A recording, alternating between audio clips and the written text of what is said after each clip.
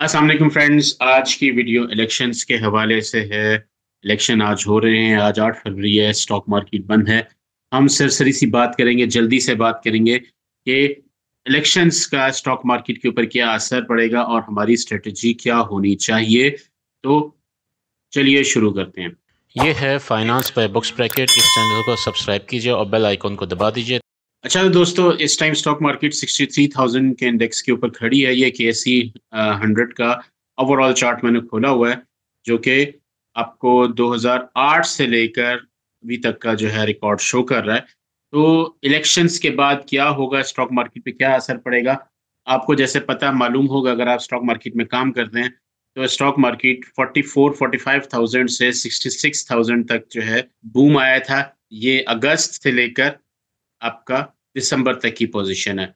जनवरी में stock market नीचे गई है, फरवरी में अभी साइड लाइन्स के ऊपर चल रही है ड्यू टू इलेक्शंस। इलेक्शंस के बाद क्या होगा, इसको हम समझने की कोशिश करते हैं पुराने डेटे से। तो देखिए दोस्तों, इससे पहले जो इलेक्शन हुए थे वो 25 जुलाई 2018 को हुए थे। हम 2018 में चले जाते हैं।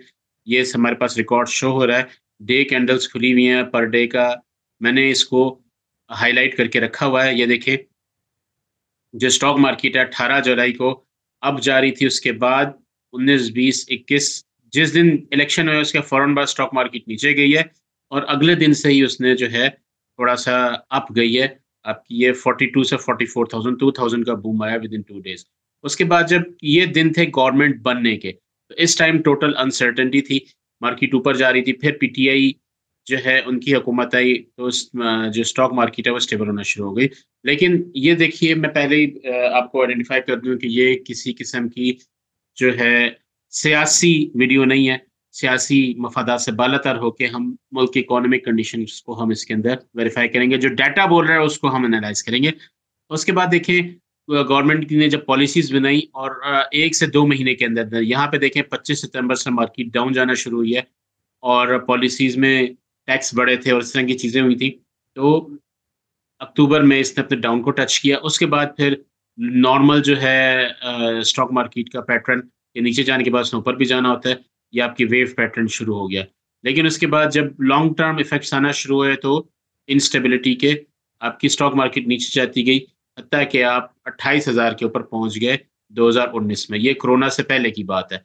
उसके बाद इतना लो पहुँचने के बाद जो इन्वेस्टर है उसने दोबारा जो है इन्वेस्टमेंट शुरू की है, क्योंकि इतनी लो के ऊपर मार्केट पहले कभी नहीं गई थी।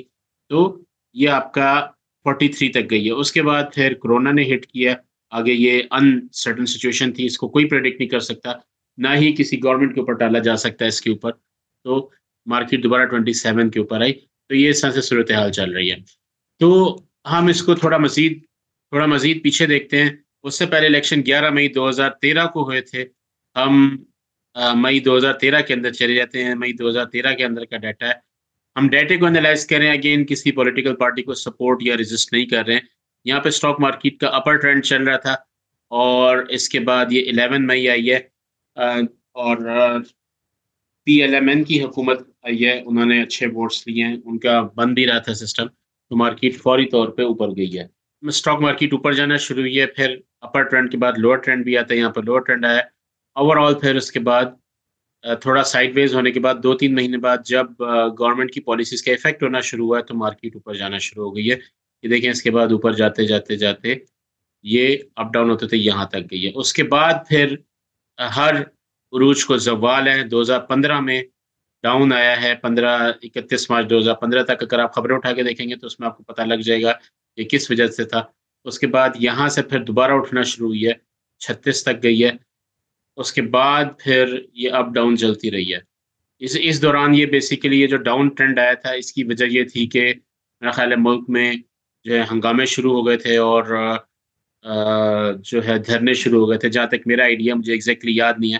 तो देखें, मैं अगेन तीसरी बार कह रहा हूँ कि मेरा किसी सियासी पोस्ट के ऊपर वो करने का वीडियो नहीं बना रहा। मैं सिर्फ़ डाटे को दिखा रहा हूँ कि ये नीचे गया है। हो सकता है इन दिनों रीज़न्स हमें पता करनी होती है कि नीचे क्यों जा रही है स्टॉक मार्केट, ऊपर क्यों जा रही है।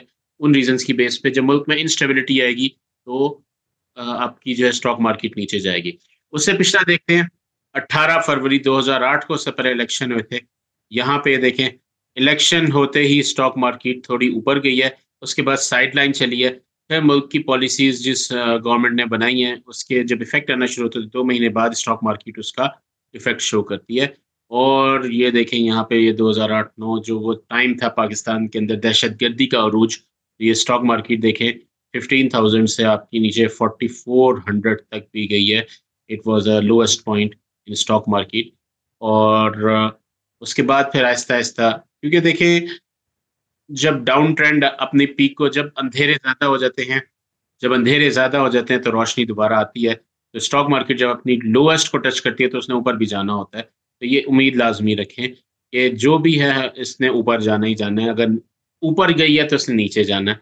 इस चीज़ को ज़हन में रखें। तो दोस्तों ये 3 मैंने इलेक्शंस का तज्ज़िया किया, तो उससे हमें ये पता चला कि इलेक्शंस होते ही स्टॉक मार्केट कुछ दिन ऊपर जाएगी, क्योंकि एक डिसीज़न हो गया है। फिर जो गवर्नमेंट बनेगी उसकी पॉलिसीज़ के ऊपर डिपेंड करता है।